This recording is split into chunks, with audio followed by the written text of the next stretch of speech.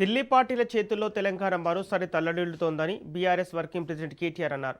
ముఖ్యమంత్రి రేవంత్ రెడ్డికి ఢిల్లీకి గులాంగిరి చేస్తున్నారని ఆరోపించారు. తెలంగాణ భవన్లో నిర్వహించిన ప్రొఫెసర్ జయశంకర్ జయంతి వేడుకల్లో కేటీఆర్ పాల్గొన్నారు. జయశంకర్ విగ్రహానికి పూలమాలలు వేసి నివాళులర్పించారు. ప్రొఫెసర్ జయశంకర్ను స్మరించుకుంటూ బీఆర్ఎస్ వర్కింగ్ ప్రెసిడెంట్ కేటీఆర్ కీలక వ్యాఖ్యలు చేశారు. 10 ఏళ్ల పాటు జయశంకర్ సార్తోనే కలిసి పనిచేసే అదృష్టం తనకు దక్కిందని తెలిపారు. జయశంకర్ సార్ ఒక ఎన్సైక్లోపీడియా అని, ఆయనకు తెలియని విషయమంటూ ఏదీ లేదని కొనియాడారు. తెలంగాణ కోసమే పుట్టిన నికార్సైన పార్టీ బీఆర్ఎస్ అని కేటీఆర్ స్పష్టం చేశారు.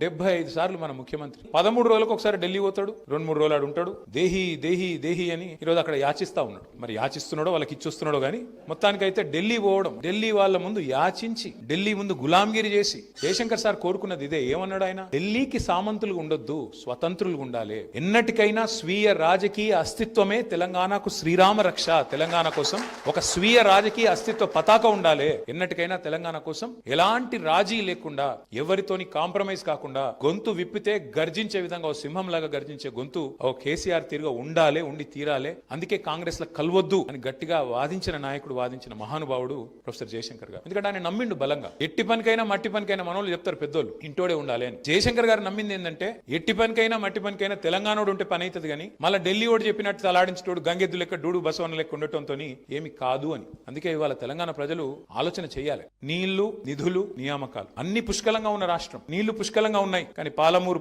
పంపు లాంచ్ చేయడు ముఖ్యమంత్రి, కన్నెపల్లి పంపు లాంచ్ చేయడు. ఎందుకు? మనకేమో గురువు జయశంకర్ గారు, ఆయనకేమో గురువు పక్క రాష్ట్ర ముఖ్యమంత్రి. పక్క రాష్ట్ర ముఖ్యమంత్రి గారు ఏం చెప్తే ఆయనకు అంత వాడడం తప్ప ఆయనకు ఇంకోటి తెలియదు. ఈ ముఖ్యమంత్రి గారికి తెలంగాణ ప్రయోజనాలు కానీ కనీసం జై తెలంగాణ అనడానికి కూడా మనసొప్పది ముఖ్యమంత్రికి. అట్లాంటి దౌర్భాగ్య పరిస్థితి వాళ్ళ తెలంగాణలో ఉండడం అనేది మనకు ఎంతో బాధాకరం. రెండవది నిధులు మొత్తం ఢిల్లీకి ఇచ్చి రావడమే కదా. తెచ్చిందేముంది? మీరు ఢిల్లీకి 75 సార్లు పోయి ఏమీ లేదు. పైగా ఇంకా మీదికి భావదారిద్రపు మాటలు, చాలా దిక్కుమాలిన మాటలు. తెలంగాణ దివాలా తీసిన రాష్ట్రం అని చెప్పి దివాలా కోరు మాటలు. అందుకే జయశంకర్ సారు ఒకసారి ఇప్పుడు మళ్ళీ తిరిగి వస్తే ఇలాంటి సన్నాసులకు పాఠాలు చెప్తే బాగుండేమో అని అప్పుడప్పుడు అనిపిస్తుంది. ఇక్కడ మనం ఎన్ని చెప్పినా ఇవాళ చెవిటోని ముంగడ శంఖం ఊదినట్టు అవుతున్నది. ఎన్ని చెప్పినా కేంద్ర ప్రభుత్వం స్పష్టంగా పార్లమెంట్ లో చెప్పినా అయ్యో అప్పులు చేయలేదురా కేసీఆర్, నువ్వు తప్పుడు మాటలు మాట్లాడుతున్నావు అని చెప్తే కూడా ఇవాళ చెవిటోడు ముందు శంఖం ఊదినట్టు. అందుకే అప్పుడప్పుడు అనిపిస్తుంది ఇట్లాంటి సన్నాసులకు జయశంకర్ సార్ ట్యూషన్ చెప్తే కనీసం సిగ్గు తెచ్చుకుంటుండే కొద్దిగా అని అప్పుడప్పుడు అనిపిస్తుంది.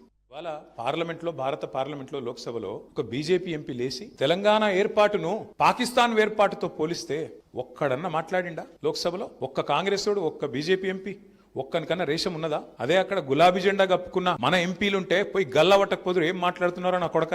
ఒక గది తెలంగాణ గురించి జయశంకర్ సార్ శాసించి సాధించాలన్నది గది.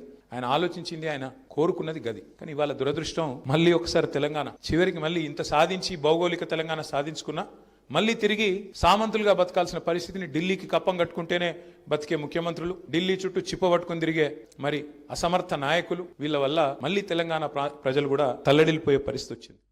మొన్న మీరు చూసింటారు, హరీష్ రావు గారు ఒక ప్రెస్ మీట్ వివరంగా పెట్టినారు. సోదరులు సోషల్ మీడియాలో కూడా పెడతా ఉన్నారు. ఎట్లా మళ్ళీ తెలంగాణకు నీళ్లలో అన్యాయం చేసే ప్రయత్నం జరుగుతున్నది, ఎట్లా తెలంగాణ వాటాని మళ్ళీ ఒకసారి తెలంగాణ ప్రాజెక్టులను రద్దు చేయమని Godavari river management board meeting లో తెలంగాణకు సంబంధించిన 7 ప్రాజెక్టులు రద్దు చేయమని ఇవాళ తమ ఆధీనంలో తమ చెప్పు చేతల్లో ఉన్న కేంద్ర ప్రభుత్వాన్ని ఎట్లా ఆంధ్రప్రదేశ్ ప్రభుత్వం ఇవాళ ఆడిస్తున్నదో నిన్న వివరంగా హరీష్ రావు గారు చెప్తే మన వాళ్ళందరూ అంటే ఢిల్లీ పార్టీల చేతుల్లో మళ్ళీ తెలంగాణ ఎట్లా తల్లడిల్లుతున్నదో ఒకసారి అర్థం చేసుకోవాల్సిన బాధ్యత మనందరి మీద ఉన్నది. ఎందుకంటే ఢిల్లీ పార్టీల చేతుల్లో జుట్టు అల్టిమేట్గా ఎవరి చేతులు ఉంటే వాడు ఆడిచ్చినట్టు ఆడతారు వాళ్ళు. అదే తెలంగాణకు నికార్సుగా తెలంగాణ కోసమే పుట్టిన పార్టీ, తెలంగాణ కోసమే అల్టిమేట్గా ప్రాణాన్ని పనిపెట్టడానికి సైతం, పనంగా పెట్టడానికి సైతం మరి వెనకాడకుండా నడిపించిన నాయకుడు ఉంటే ఆ పరిస్థితి ఉంటుందా?